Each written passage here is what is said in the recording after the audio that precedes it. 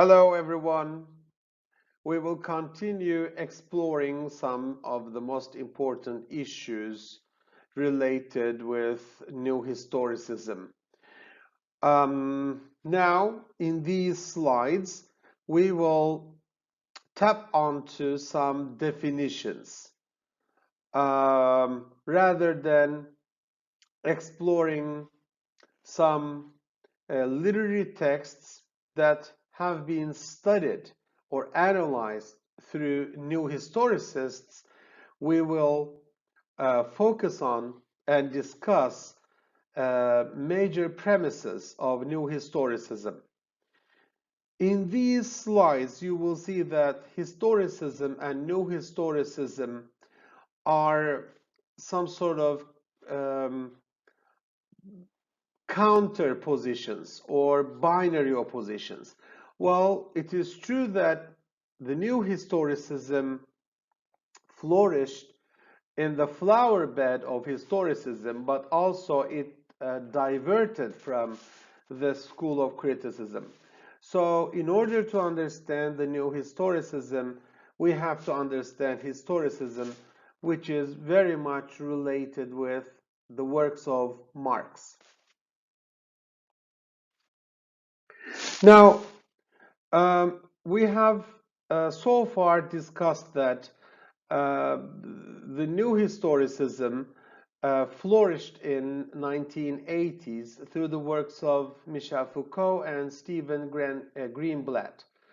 And this critical approach that we call new historicism today is very similar to Marxism.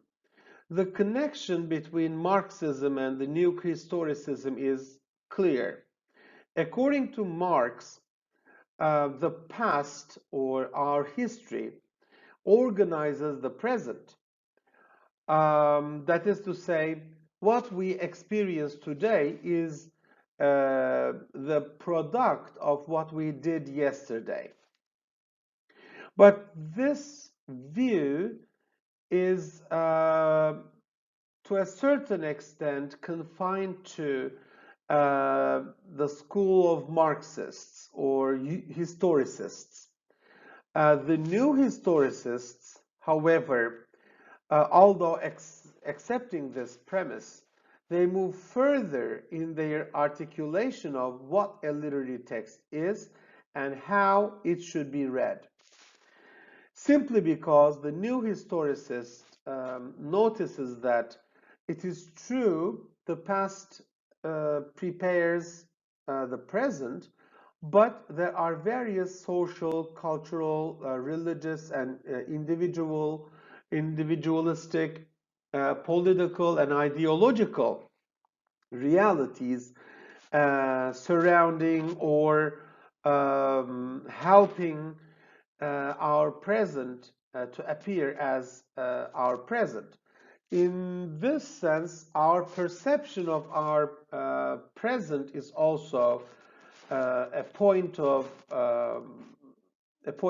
questioning rather than an acceptance of hard reality. So we have mentioned so far that the new historicism is in connection with historicism, but departs from this. But we can certainly say that the new historicism is unlike some previous schools of criticism, such as the new criticism. Because new historicism reopened the interpretation of literature to the social, political, and historical period in which the literary text is produced. If you remember, formalist or new criticism as two approaches to literary texts argue that a text is nothing but literature. A literary text is a piece of artwork. That's why literary text should be studied within their own confinement, that a text is a text and you have to study the text only. And New Historicism argued against this and opened a new way to criticize a literary text from a social, political, ideological perspective rather than an artwork, rather than a mere replication of human beings' artistic expression or literary expression.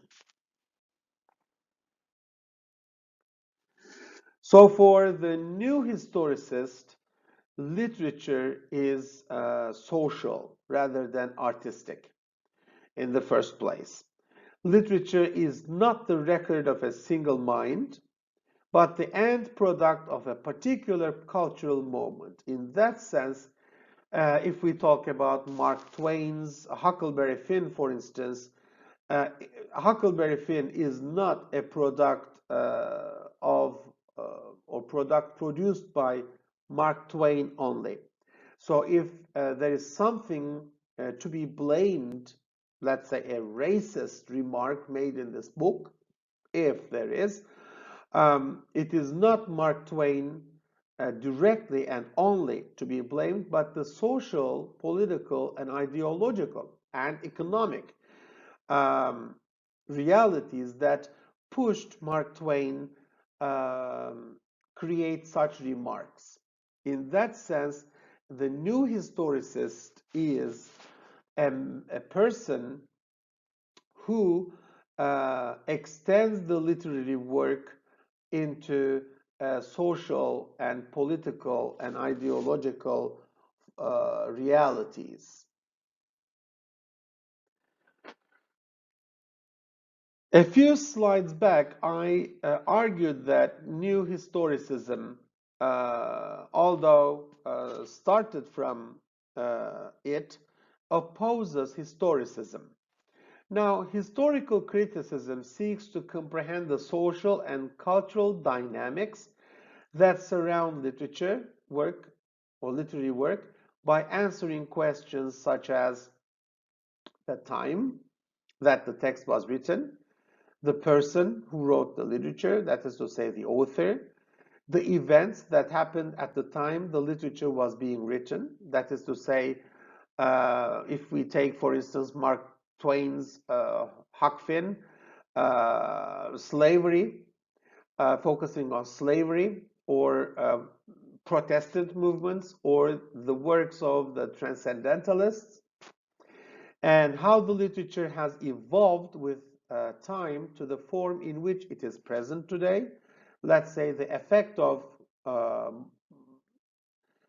Twain's work in society today, or how the text is criticized, mentioned, banned in schools, and what message did it carry to the very first audience of the literature, and what did it mean to the rest?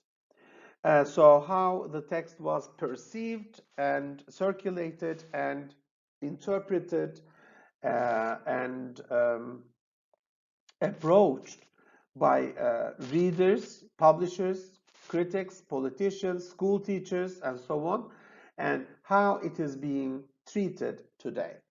So these are mainly the questions that historicists focus. These questions are important for the new historicists, but from a different perspective. So we have to, in order to understand this difference, we have to look at the ways a literary text is analyzed by the new historicists. Let me change my glasses to read better. Yes.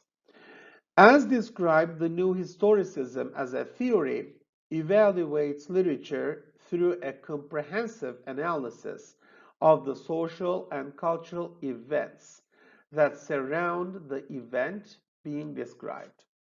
Now, here I think the key message is comprehensive analysis. That is to say, it is not it is not the task of a new historicist to tackle with some issues related with the text or that stem from the text, but rather a holistic approach to understand the text. While doing that, social and cultural events are uh, keenly studied by the new historicist. So, in order to understand again Twain's Huck Finn, the new historicist uh, must do extensive research to understand the time period in which the text was written. While doing that, Mark Twain's documents, personal documents, such as his notes, his letters with others, or newspapers published during that time, or secondary literature related with Huck Finn, they are all counted as important resources that the new historicist uses to understand the content and effect of the work created by the author. So, how does the new historicist work? Now, new historicists look at literature alongside other cultural products of a particular historical period to illustrate how concepts, attitudes, and ideologies operated across a broader cultural spectrum that is not exclusively literary. Any sort of material, church records, or um, pamphlets, handouts, or bills, um notes, any material, any document that surrounds the making of this literary text is used by the new historicist to captivate what it most probably meant to write that literary text. In that sense, the work of the new historicist is much more difficult compared to the work of the formalist or new critic, because they only have to focus on the text.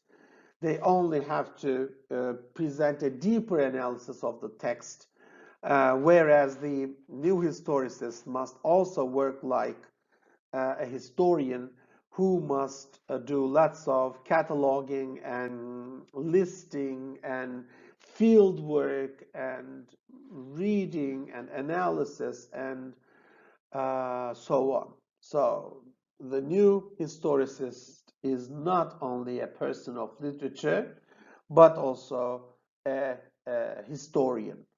Uh, he or she has to work accordingly. So if anyone is interested in history and the connection between history and literature, new historicism offers a new lens for such persons to understand the coming of literary texts. Yes, we have mentioned that the task of the researcher is tremendous. And also, there is another confinement, there is another problem for the researcher, waiting the researcher, which is the researcher's biases. So, in addition to analyzing the impact of historical context and ideology, new historicists also acknowledge that their own criticism contains biases that derive from their historical position and ideology. Let's say um, I am studying Mark Twain's Huck Finn um, from a new historicist perspective. Now, as far as I know, none of my grandparents were slaves. Actually, because I have been living in Turkey, with most of my grandparents being born in the soil. I have basically no background information on slavery.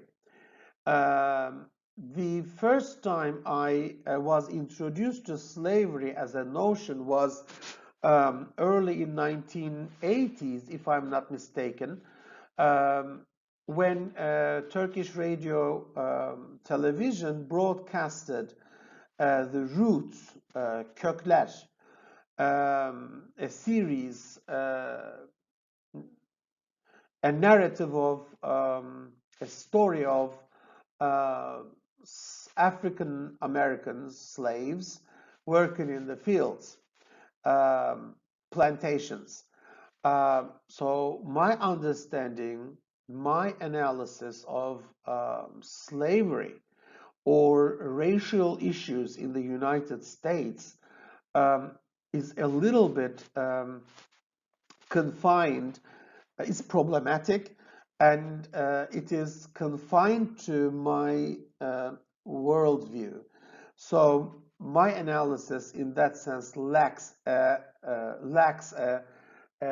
array of stories that might be needed to understand the social representation and experiences related with slavery, and how they relate to the literary text and literary reality.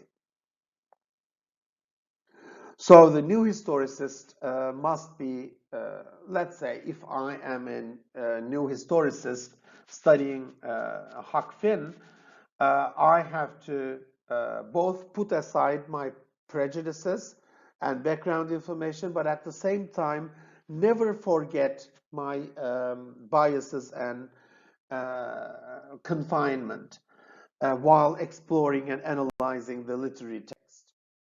Fluidity is another concern, which most probably reminds you of postmodernism. Now, fluidity is an important concept for the new historicist because it is impossible to escape one's own historicity. The meaning of a text is fluid, not fixed. We all come from different backgrounds. We have different realities. We have different needs, and we have experienced different um, education, treatment, and so on. Um, so I can only understand a literary text within the confinement of my mental set. So another person would bring something else to the text because of his or her background knowledge or experiences or creativity. So as individuals, we live in the 21st century. Right now, I'm teaching this material in a very unique condition in at least my history, um, because we are almost in quarantine. We rarely leave our houses, and we try to reach each other through technology. That is to say, these realities affect how we perceive things. So it's a far-fetching remark, but I can easily say this. Um, Maybe I can relate this coronavirus and how I live under this condition to the time period in which slaves lived, because they were confined to their plantations. They could hardly leave their plantations, fields, and they lived in harsh conditions in a very at a very critical period in time. That doesn't mean to suggest that, we are slaves right now, but from a poetic perspective, such connections can be made easily. Now, new historicists attempt to situate artistic texts both as products of a historical context and as the means to understand cultural and intellectual history. This is, in a very simple way, what I tried to do in the previous slide. I tried to, in a very far-fetching, vague manner, I tried to compare myself to a slave because of my confinement to a space and being unable to live the way I want, right? And for people who are above 65, like my mother, for instance, um, there is curfew, as you know. They cannot leave their homes. Um, this reality is very similar to the reality of the slave who who could not live uh, their plantations because they were properties. Uh, they were just under the work, under the um, harsh um, how to say um, pressure of their owners, the dominant ones, the oppressors, in other words.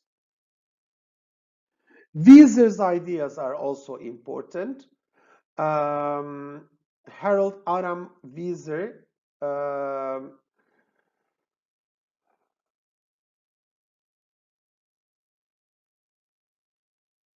if you read some of these,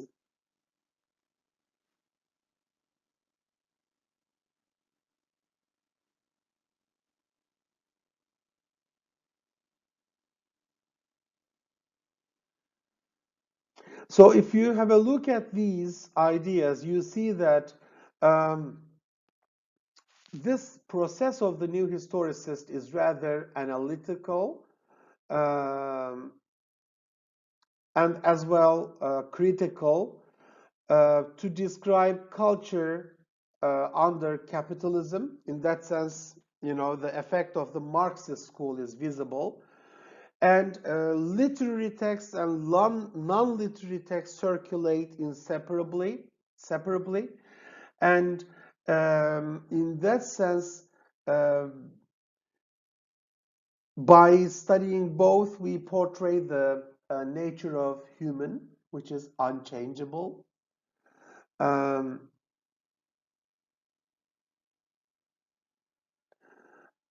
but this articulation opposes the very foundation that there is universality, there is unchangeable nature of humans or human history.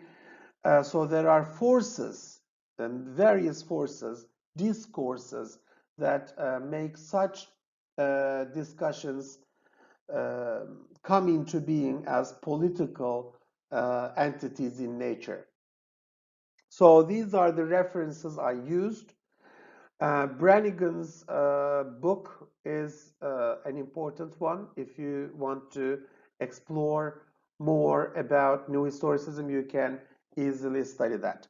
So I wish you a wonderful time in these hard times. Take care and study hard. Keep safe. Bye bye.